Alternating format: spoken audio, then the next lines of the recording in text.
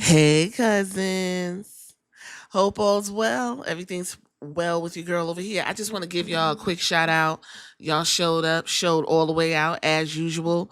Thank you for getting active in them comments. Every comment you write, I read for the most part, and it just gives me more ideas to conversate and talk about in this pro wrestling circus that we love. I also want to really thank you guys for leaning into the latest episode with Vince Russo and his comments about Liv Morgan's stalkers and that whole situation. That is an ongoing discussion that we can have, and I feel like still a lot of meat on the bones in terms of that.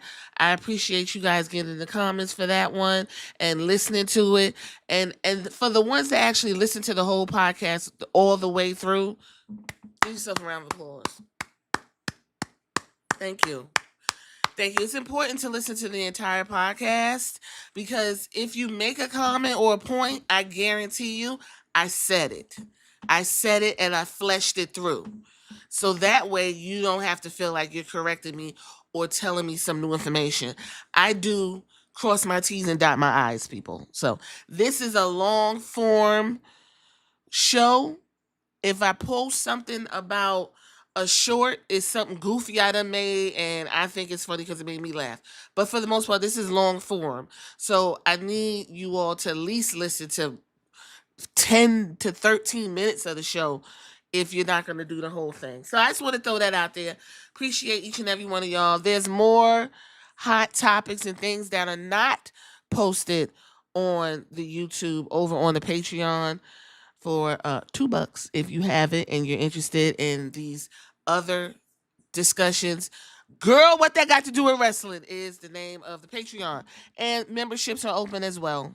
There's a few perks. Go take a look. You know, I got to throw that stuff out there. But let's get into Monday Night Raw for June 16, 2025, down at the Reach Center in Green Bay, Wisconsin. Green Bay, Wisconsin. Green Bay was excited tonight. They was excited. That's good for them. I'm happy for them. Michael Cole and Corey Graves was on the 1 and 2s. I want to give Corey Graves a round of applause, please. I miss it. I miss it. Oh my God. This, they didn't work my nerves. I didn't hear no dumb shit. I didn't have to see a Pat McAfee minute. I didn't have to hear about what Pat McAfee got to go do. I loved what was going on. Corey Graves, you don't know what you got till it's going. Now I watch NXT, so I'm mostly for Booker T. But Corey Graves, thank you. He keeps Michael Cole on his toes, as well as Wade Barrett, who was next to Michael Cole, and kept him on his toes and in line. It is blaring the way Michael Cole adjusts and responds to his partners. And he doesn't need Pat McAfee no more because Pat McAfee gets him out of the professionalism and he turns into a goofy. Moving right along, this show, I don't know. This show was very talk heavy. This show seemed to just exist. This show didn't really give me what I needed. I feel like I was missing something. And because of that, it was difficult to focus. Liv Morgan opened the show. Welcome to Monday Night Morgan. I was like, you know what? What I did say was she got a cute jacket. I like that. I like the jacket. The jacket was cute. I liked it. It said finally lives on top. And it was sparkly and it was like a more glammed up version of Rhea Ripley's jacket. Them two just need to fuck. That's all. We just need to have that in the middle of the ring and call it a day. Essentially, what happened was you got the usual bullshit. This is where it got interesting. Io Sky made her way to the ring, and I laughed. I laughed because literally, what, last week, Io Sky was the hot topic. I even think I did a video on it because you all said that Io Sky ain't doing shit. Io ain't doing nothing. And y'all did not like that Io wasn't doing nothing. And so Paul Leviskay said, you know what? I'm gonna get her out there so these people can shut the fuck up. And that's exactly what you got. You got Io Sky came out there, cut a promo, essentially told Liv, you want this title? You need to earn it. But okay, I'ma just give it to you. Do you want it? And Liv said, yeah, I want it. I want it. And so Io threw the title at Liv. Liv caught it, and then Io did a drop kick and made Liv roll out the ring. And while Dominic was trying to help Liv get himself together, he got kicked in the head. And so Io did her fingers, and everybody was excited. You will not see Io Sky anymore after that, okay? That was just to give you something to chew on so you could relax. Io Sky, I still have her down for one defense in 150 plus days. Did you think she was going to wrestle? Oh, you thought she was going to wrestle. Okay, well, bitch, you thought wrong. Moving right along, we went right into Asuka versus Stephanie Vaquer, Raquel Rodriguez, and Ivy now. I'm sad to say that we were robbed of a surprise entrance. We were robbed. In Paul Leviskay world, he's upset with us, so we can't have surprises and we can't pop and give the girls what they deserve. Oscar did get a nice little pop, but it would have been more explosive if there was a pause and then we got the Oscar's back. Oscar came back. I'm gonna be honest, I didn't care for the makeup. But Oscar came back and she moving in that ring, real oiled up, getting them girls together, new ring gear, new hair color. Love it, love it, love it, love it. Congratulations that Oscar is back after a whole year. Because she got her knee fixed and everything like that. Stephanie Vaquer, listen. Stephanie Vaquer, I'm going to say one thing. The Devil's Kiss. I love it, love it, love it. But they're going to wear that shit out. See, this is what WWE does. They say, oh, they like it? Run it back. They do it like, you want me to, run it back. Run it back. She Devil's Kissed Raquel Rodriguez on the side apron. Because you ain't going to get away from this bitch, right? Ivy now did the best she could, but what she got. That's literally what Ivy Now's tag should be. Ivy Now doing the best she could with what she got. Chad Gable brought her to the ring and he fumbled his words and his head is shaped like a kid from what's that cartoon? Code Name Kid Next Door. Y'all ever seen that cartoon? His head is shaped like a fucking peanut. Or that other one of them bad kids. I forgot what that cartoon was. Was it the Proud Family where that boy head shaped like a peanut? Y'all tell me what it is in the comments. Do y'all know about Codename Kids Next Door though? Because that was my cartoon. I'm not even gonna hold you. Either way, Oscar went ahead and got the pinfall. There you go. What I also did not like. Oh, how can I forget? Mother Leather. Mother Leather came and fucked up Raquel Rodriguez's just dreams of going to the Queen of the Ring. She pulled out the ring, gave her a slam, a riptide right there on the ground, onto the mat. And, Rhea Ripley looked up and just leaned back and said, hi. Everybody went all the way up. Girl, you know what? Ain't gonna be no show if Rhea Ripley just don't show up to do something. I'm gonna be real honest with you. I was completely confused why this happened. Did Raquel Rodriguez fuck up something for Rhea Ripley? Oh, she fucked up the Rhea Ripley's Queen of the Ring. Maybe that's what it was. Cause I'm gonna tell you, when I watch these shows, they so fucking forgettable that I didn't remember what happened last Monday. So maybe that's what it was. And she had a devil on her little corset, so everyone was completely turned up by this.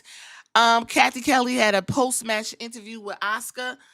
Completely unnecessary. Why are you talking to these people right after they have a match? Asuka essentially said, I'm happy to be back. I'm ready to be the queen of the ring. And no one is ready for Asuka. And everybody was like, okay, girl. Okay. Go ahead back there, get you some water. Asuka is on her way to the Queen of the Ring finals. Queen of the Ring finals. We got a recap of Jay and Gunther's World Heavyweight Championship match from last week. In case you have forgot what was going on, we got a recap. And I mean, okay. Moving right along, there will be a SummerSlam 2025 press conference taking place at the Fanatics Fest this Saturday in New York City. It will be streaming at 3 p.m. on WWE's digital channels. John Cena and CM Punk will be there. If you guys want to see that, you go ahead and look at that, because I will not. I will not. We go to the Judgment Day fuck house. They not doing too much fucking no more these days, y'all. It's kind of dry back there.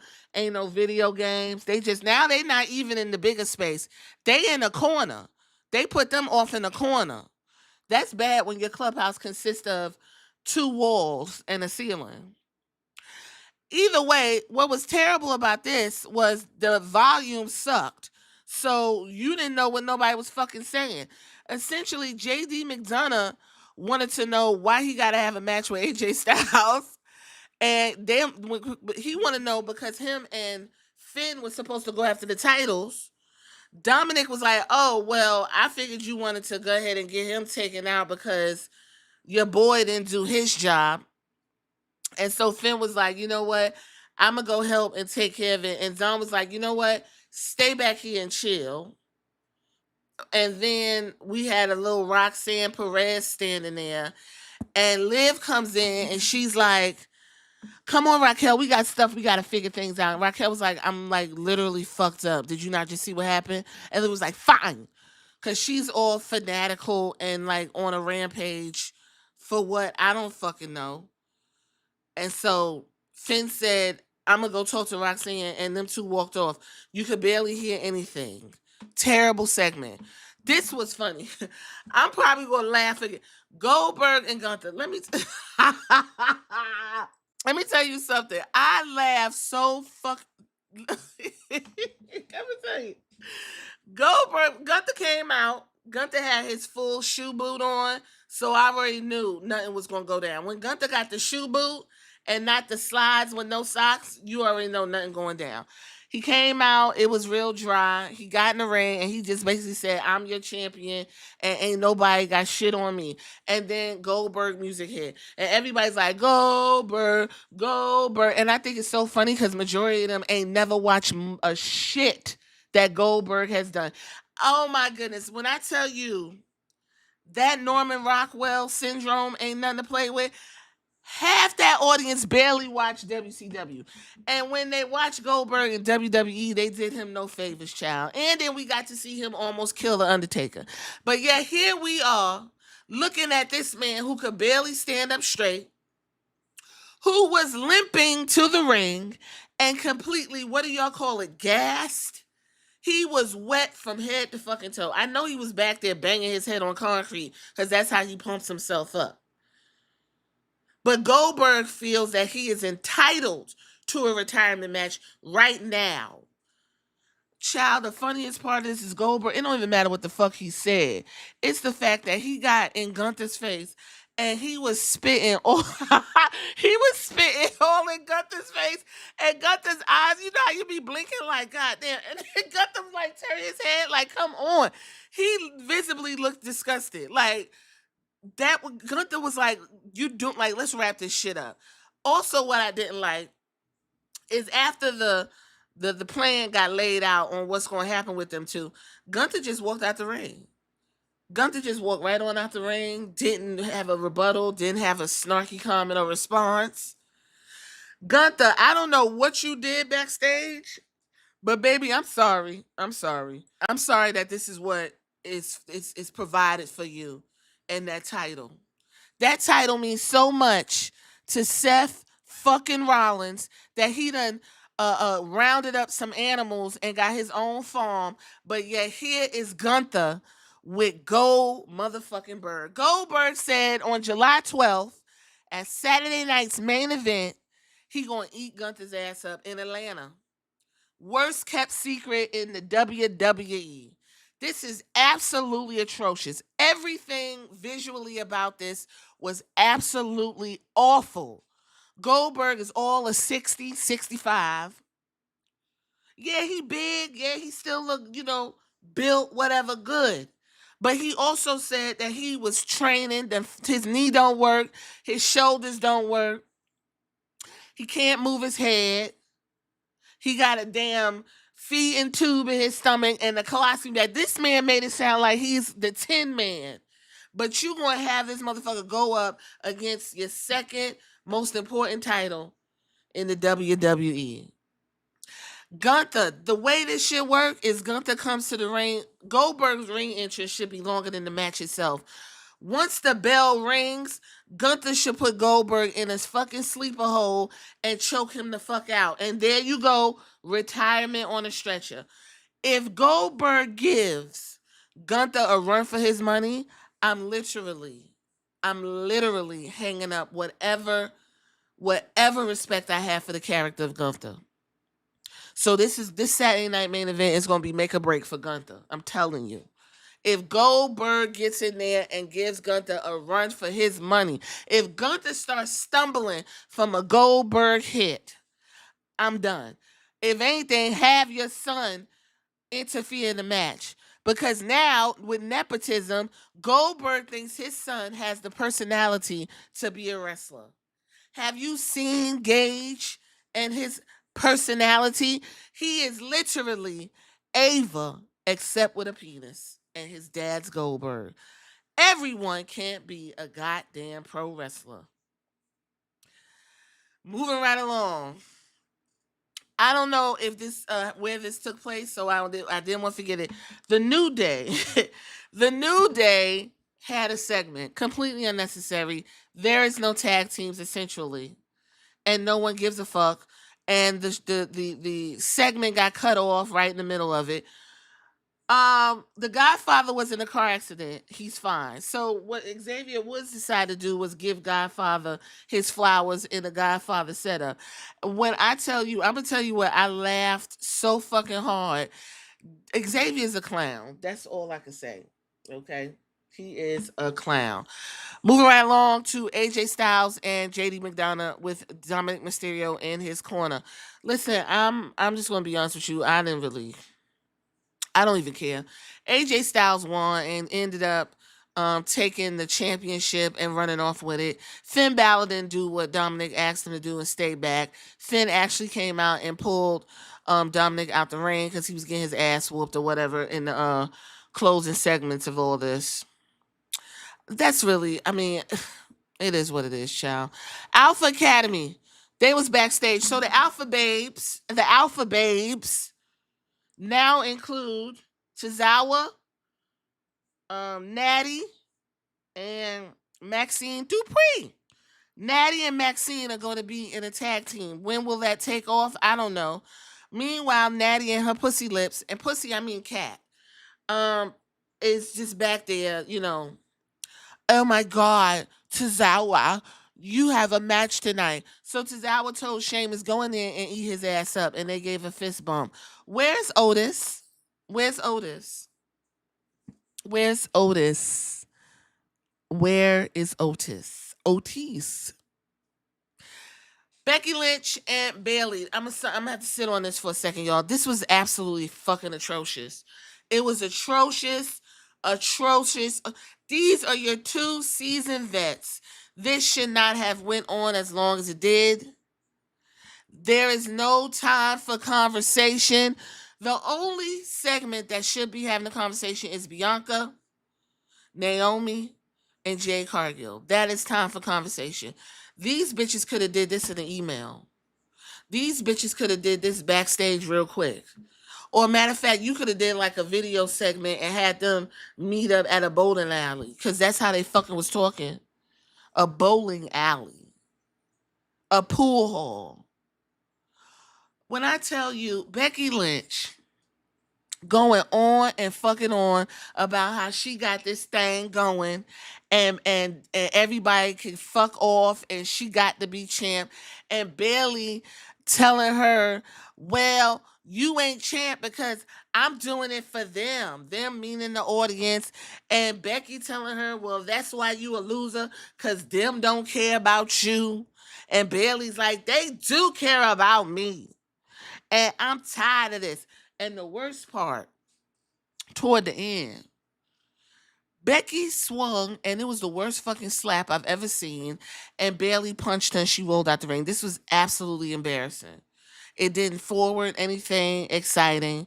It completely tuned me out of the match. And I'm floored. This really was that fucking bad, guys. Floored. The audience was out of it. Didn't nobody give a fuck. Oh boy. Kathy Kelly was backstage and she was interviewing the Opportunity. That is Jey Uso's new name, guys. The Opportunity. She was interviewing the Opportunity, Jey Uso, because tonight he is in the King of the Ring tourney. Right? Huh? Missed the opportunity. According to some people, he don't get no opportunities. He was put in this tournament out of nowhere because they said we're gonna find out. And when they showed the graphic, it was a little it was like a little blacked out shadow, and they said we're gonna find out who's going to fill that spot. And it was unceremoniously Jey Uso just put him right in there. But from my understanding, he gets no opportunities. He gets no opportunities. So the Opportunity, Jey Uso, essentially said that him and Gunther got unfinished business. And, after Seth Rollins and Goldberg, he gonna run it back. He gonna run it back. You know what I'm saying? We gonna run it back. You know what I mean? It ain't done. It ain't done. I love you with 4 words, 1 letter. You thought that was gonna end? You thought that was going somewhere? Oh, you. Oh, well, I'm sorry. Oh no, you gonna get this motherfucking yeet. You understand? Until the wheels fall off. The only color yeet shirt I haven't seen was the more earth tones. So they need a brown, a burnt orange, maybe a dark green, right? A nice blue. Give us some earth tone yeet colors. You didn't hit that color spectrum in terms of merch. Nick Aldis. So he was on Raw because Adam Pearce is on vacation. So Nick Aldis took this opportunity to really just turn up the British. He had them shoulders vibrating, girl. He was like, yes, turn up the British. He was doing more talking than a little bit tonight. AJ Styles was like, here, take your title. And Nick was like, I'll get it back to where it needs to belong. But I have a twist. Down at Night of Champions, you and Dominic are going to fight for that title. How that sound? AJ was like, that sound good. And then Bayley walks up and Nick turns around. He said, oh, Bayley, don't say nothing, girl, because I have a twist. I saw what happened. I saw that your opportunity was taken from you, robbed from you down to the WrestleMania. So you and Becky will have an IC championship title down to Columbus, Ohio on Monday. How does that sound?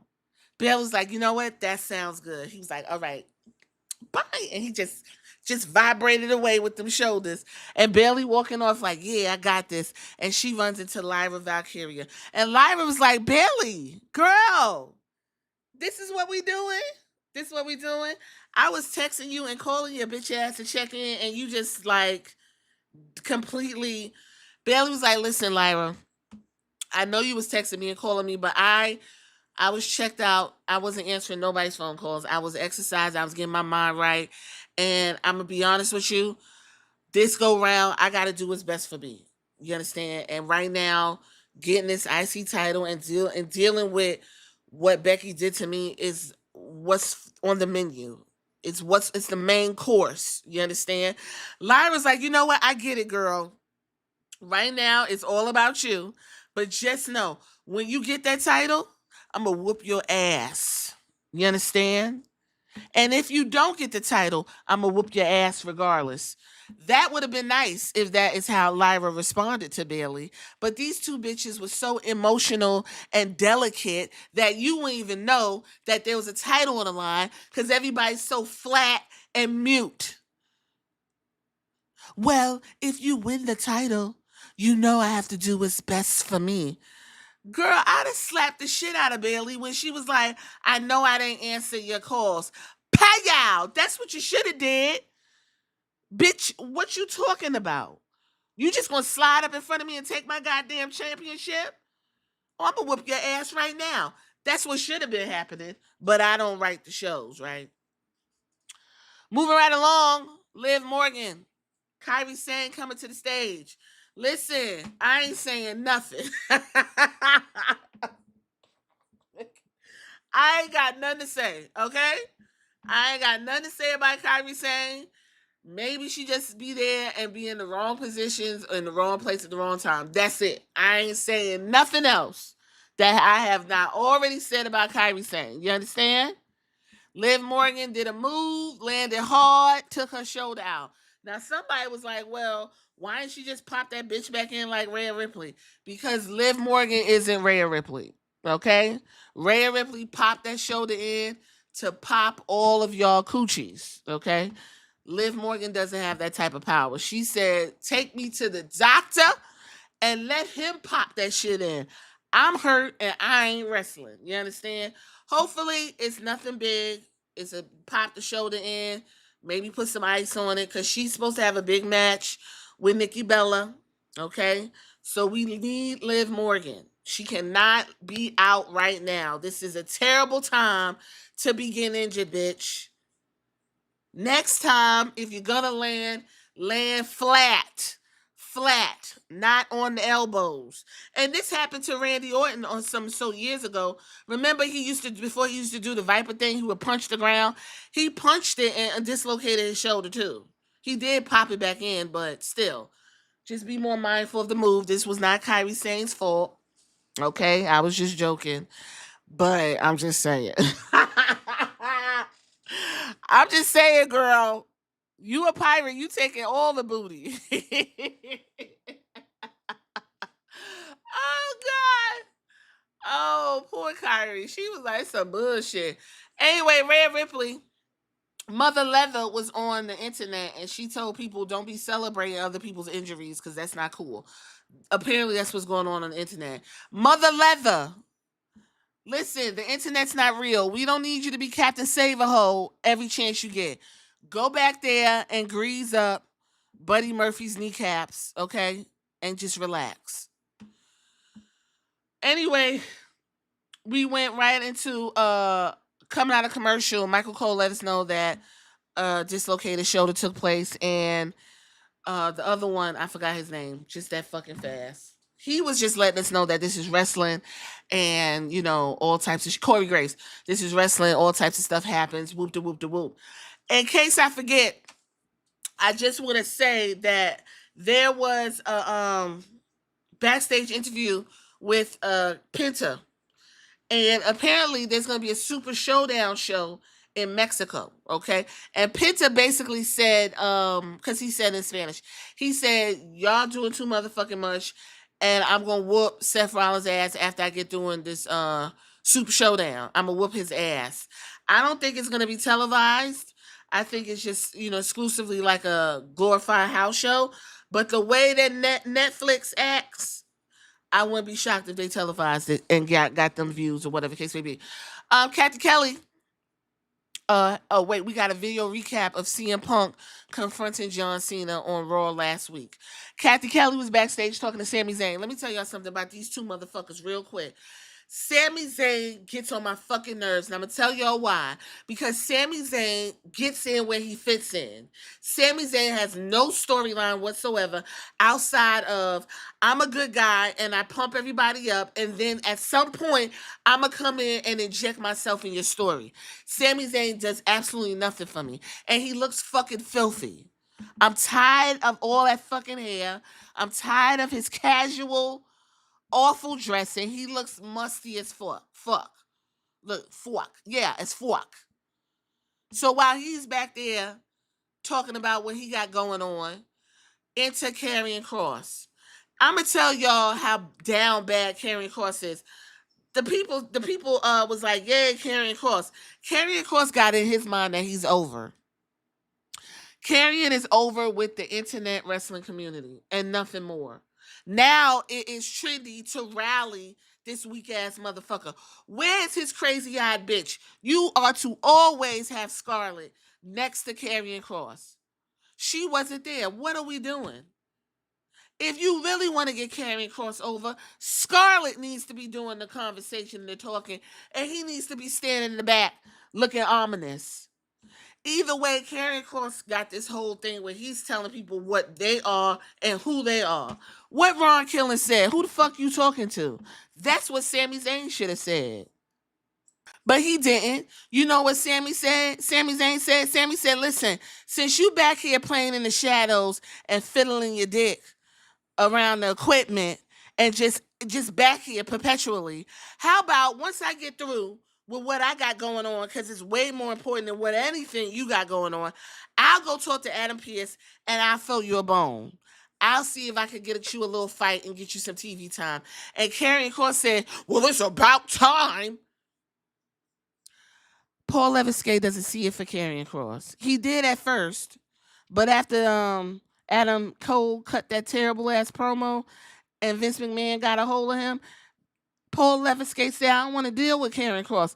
But y'all gonna push the envelope. Y'all gonna push this fucking narrative that he's somehow over and all this other bullshit. No, he's over with the internet. Okay? He's not over with no goddamn fans. But you're gonna learn the hard way. They're gonna put him out there with Sami, and ain't nobody gonna have a response to their match. Mark my fucking words. Moving right along. Next week, Jade Cargill is going to be fighting Roxanne Perez in the semifinal match for the Queen of the Ring. And Cody Rhodes will be taking on whoever wins tonight in this segment. Jade Cargill should be, if in the perfect world, Jade Cargill versus Roxanne Perez should be no more than a minute. Jade Cargill should stomp her ass to the ring, lift Roxanne up, and give her Jaded and get the 1, 2, 3. But guess what? It's not a perfect world. And Jade Cargill is going to have to do at least a good 10-minute match against Roxanne Perez, all of 4 feet tall. And it's going to be absolutely ridiculous. And I wouldn't be shocked if someone comes out and interferes. I wouldn't be shocked. And then again, I wouldn't be shocked if they don't, because it almost seems like they done moved on from Naomi and Jade, or whatever the case may be. So I don't even fucking know no more. Bayley will be a special guest on this week's recap podcast with 2 of the ugliest people walking on earth. She also walked past Xavier Woods, and Xavier had a he had a toothpick in his mouth, and he looked her up and down like he was finna go ahead and knock her. Now I be using pimp lingo. So when knocking means is when you take another person's hoe. So he looked her up and down like he was finna go ahead and handle that ass and add her to the stable. When I tell you I laughed, she just looked at him like, please go back and find that little snippet. I said, why? Because at first I was like, why is he dressed like a pimp? And then it all registered. But child, that shit was funny as fuck. Anyway, we get to the next match, and it's the final match, and it's the main event. The main event. Sheamus versus Bronson Reed, Paul Heyman in his corner, versus Rusev, and versus the Opportunity, Jey Uso. Listen, Rusev look good. I ain't really got too much for to say about Rusev's physique and his presentation. He looks fantastic.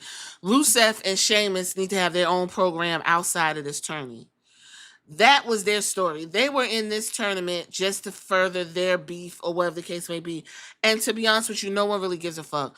Bronson Reed's there because you got to have one of your dogs just, circling the wolves and stuff per se, I guess. Listen, ain't really nothing to really talk about with this one, but I'll tell you this. Everybody came out and fucked up the thing, okay? We had Sami Zayn do a haluva kick on Braun Breaker. Braun Breaker went and slammed. Something happened on the press table. Penta came out and did a real big giant somersault out the ring, or whatever the case may be. And then LA Knight came and fucked up Bronson Reed's opportunity. And, Jay went ahead and saw an opportunity and went ahead and got the 1, 2, 3. And now Seth Rollins comes out and he's very, very angry. Very angry. Okay? And then Chody Rhodes comes out and he's very angry. And they stood in the ring for a significant amount of time because this show ended just a little bit earlier. It was like 10:25. So we got all these long, awkward stare downs and video, the camera's cutting to different angles and Jay's rolling around in the ring. Cause Seth was about to come and stomp Jay's head. But Chody came out to save his friend. Jay had goals in his mouth, or whatever you want to call it. Look like aluminum foil. But the thing that I have an issue with Jay is he opened his mouth real wide, and them back teeth look absolutely atrocious. Oh my goodness. I was not trying to see that. Those back teeth, baby. Y'all got some of the best, I'm assuming some of the best healthcare. At least get them cleaned. They was yellow. It looked like he was missing something in the back. Oh, those teeth back there look bad. They look bad. But he still got a fat ass, so I can overlook that. Jay still got a fat ass. Listen, everybody was like, holy shit. Is this the match that everybody wants? Chody versus Seth? I didn't know that was the big match. I didn't know. So, Seth Rollins got the briefcase. It don't fucking matter. Because what y'all said is Goldberg going to take that title off of Gunther and Seth Rollins going to cash in on Goldberg, and that's how he's going to get the title back. And if that happened at the, Saturday night's main event, that would be absolutely horrific when SummerSlam is right there. I'm going to leave it right there, y'all. This was unfortunate. So, that's all I got.